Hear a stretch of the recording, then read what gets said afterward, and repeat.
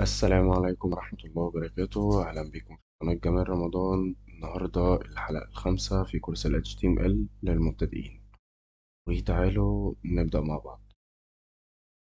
الحلقة اللي فاتت كنا اتكلمنا عن العناوين، واتفقنا إن إحنا عندنا الهيدنج من أول ال H1 لحد ال H6 أصغر حاجة. وأنا لو محتاج أعمل فقرة نصية شبه اللي أنا بشوفها في الكتب، بالنسبة إن أنا بيبقى عندي عنوان بيبقى تحت منه الفقرة النصية بتاعته، وبعد كده يوديني على العنوان التاني الفقرة النصية، العنوان التالت الفقرة النصية، وهكذا. طيب، يجي هنا دور مين؟ يجي دور الباراجراف يا صديقي. طيب تعالى كده نعمل مثال. مثلا أنا عندي H1 وده مثلا مكتوب فيه تايتل 1 وهكذا.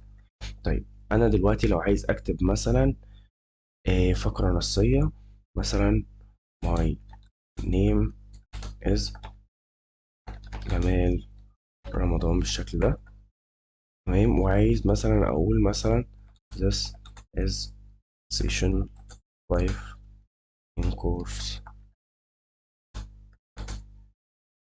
HTML for beginners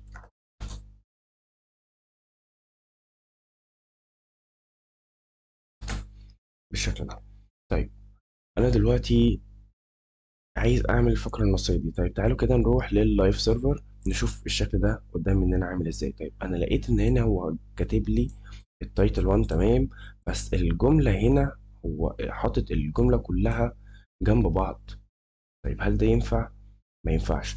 طيب أنا عشان أبدأ إن أنا أعمل الفقرة النصية صح، هبدأ إن أنا أشيل الجزء اللي عندي هنا وأضيف مكانه مين؟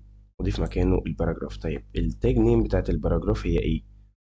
هي حرف البي. خلينا نعمل كده باراجراف هنا، ونعمل بيست، ونيجي هنا نعمل كنترول إكس ونعمل باراجراف، نعمل بيست بالشكل ده.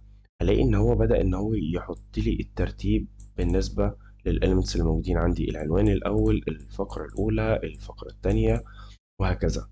طيب حتى لو انا جيت حطيتهم جنب بعض، حتى لو جينا حطيناهم جنب بعض يا صديقي، طيب اهو بالشكل ده. طيب ليه لما انا حطيتهم جنب بعض هم ظهروا تحت بعض؟ لان الباراجراف يا صديقي هو عبارة عن بلوك اليمنت، والبلوك اليمنت ده هو بمعنى اصح بيخلي في مسافة قبل منه وبعد منه. وما تقلقش، ما تشغلش دماغك بيها خالص. ان شاء الله لما نروح لكورس السي اس اس هتفهم ايه هو البلوك اليمنت، ايه هو الانلاين اليمنت. مش عايز ان انا اشغل دماغك بيهم دلوقتي.